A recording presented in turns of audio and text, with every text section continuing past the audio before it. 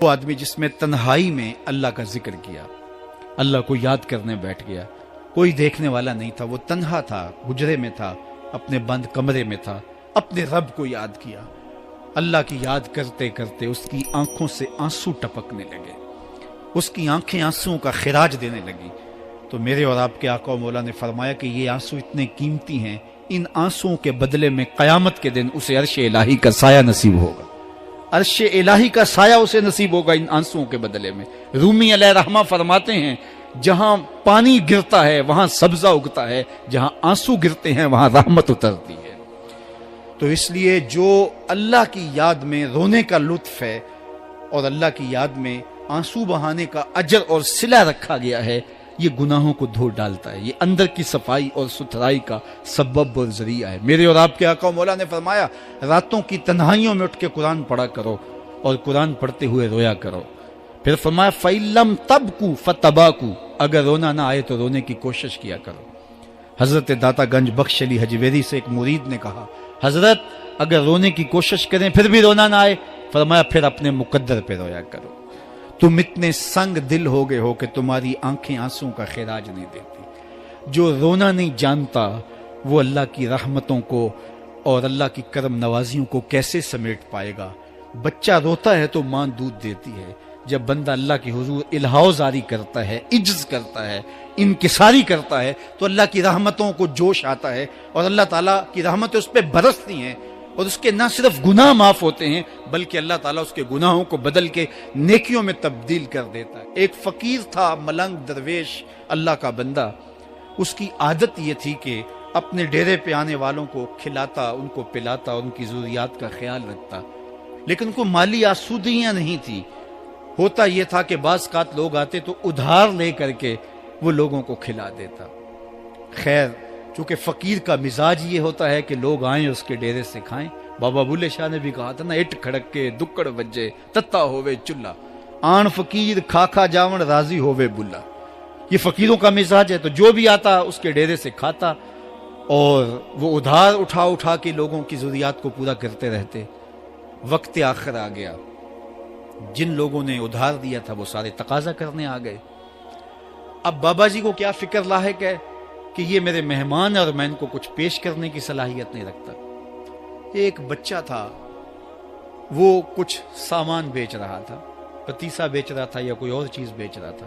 اس نے گلی سے گزرتے ہوئے آواز لگائی، خادم کو کہے سے بلا کے لاؤ، کہا تم بیچ رہے ہو تو میرے مہمانوں کو کھلا دو۔ بچہ بڑا خوش ہوا کہ میں سارا دن گلیوں میں گھوم کے یہ پتیسا بیچنا تھا، اب یہ ایک جگہ ہی سارا فروخت ہو گیا تو یہ تو موج لگ گئی، میں جلدی گھر چلا جاؤں گا، میری ماں خوش ہوگی۔ تو سارا ان مہمانوں کو کھلا دیا گیا اور اس کے بعد کہا بابا جی پیسے؟ کہا تم بیٹھ جاؤ، جب ان کو ملیں گے تو تجھے بھی مل جائیں گے۔ وہ بیٹھ گیا، 2 4 10 منٹ بیٹھا تو بچہ تھا پھر کھڑا ہو گیا، بابا جی پیسے؟ کہا جب ان کو ملیں گے تو تجھے بھی مل جائیں گے۔ پھر آدھا گھنٹہ گزرا تو پھر اس نے کہا بابا جی پیسے؟ میری ماں میرا انتظار کر رہی ہے، ہمارے گھر کا چولہا اسی سے جلتا ہے، میں یہ پیسے لے کر جاؤں گا اور میری ماں کوئی ہنڈیا خریدے گی اور ہم شام کا گھر کا کوئی سلسلہ کریں گے۔ کہا بیٹا جب ان کو ملے گا تو تجھے بھی مل جائے گا۔ بچے نے رونا شروع کر دیا، یتیم بچہ تھا، اس کا سارا آسرا یہی تھا، اس نے رونا شروع کر دیا۔ جب بچہ رویا اللہ کی رحمت کو جوش آیا۔ کوئی مرید نذرانہ لے کے ان بزرگوں کے پاس آ گیا اور اشرفیوں کی بھری ہوئی تھیلی پیش کی۔ وہ اتنے پیسے تھے کہ اس بچے کو بھی دیے، جتنے لوگ آئے تھے سب کا قرض چکایا، کہا جاؤ گھروں کو۔ تو سب نے کہا بابا جی ہم صبح سے بیٹھے ہوئے تھے تو یہ نذرانہ دینے والا صبح سے نہیں آیا تو اب کیسے آ گیا؟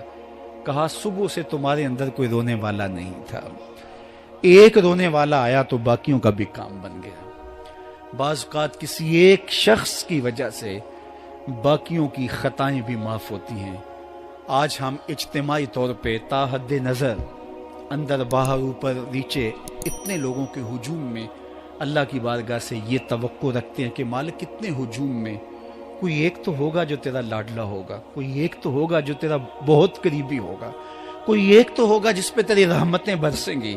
تو مالک اس کے صدقے سے ہماری خطائیں بھی معاف کر دے، ہمارے گناہ بھی معاف کر دے۔ کوئی ایک رونے والی آنکھ مل گئی تو باقیوں کا بھی کام بن جائے گا۔ اٹھ فریدا ستیا تے میلہ ویکھن جا، वत कोई बख्शिया मिल जावे ते तू ही बख्शिया जावे। मेरे मालिक हम सब की खताएं माफ कर दे, हम सब से दरगुजर फरमा और हम सब के बातन को सुथराइयाँ दे दे, हमारे अंदर को पाकीज़गियाँ दे दे। बहुत वक्त मैंने और आपने साहिब गुजार लिया, तेज़ी के साथ ज़िंदगी बीत रही है। मैं अगर अपने आप को देखूं तो मेरी ज़िंदगी कितनी बहारें काट चुकी है। अगर आप अपने आप को देखें, कोई 60 साल, कोई 20 साल, कोई 25 साल, ज़िंदगी तेज़ी के साथ गुजर रही है। बंदा जब सोचता है कि मैं 40 साल का हो गया हूँ तो आगे मेरी ज़िंदगी के अगर 30 साल भी हैं तो 30 साल तो काफ़ी हैं, लेकिन वो पीछे अगर पलट के देखे तो 40 साल यूं गुजर गए जिस तरह चुटकी बजाई जाती है। जब चुटकी बजाने के वक्त में 40 साल गुजर गए महसूस होते हैं, तो जो बाकी 30 साल अगर हुए भी, वो तो गुमान है मेरा, वो तो गुमान है आपका, हमें तो एक सांस का भी नहीं पता। पूछा गया जिंदगी और मौत के बारे में क्या ख्याल है, कहा फजर पड़ी है, पता नहीं जोहर पढ़ सकेंगे या कि नहीं। कहा इतनी लंबी उम्मीदें लगाए बैठे हो, कहा जोहर पड़ी है, पता नहीं असर पढ़ने का मौका नसीब होता है कि नहीं। कहा यह भी तूले अमल है। एक बोला असर पड़ी है, पता नहीं मगरिब पढ़ सकेंगे या कि नहीं।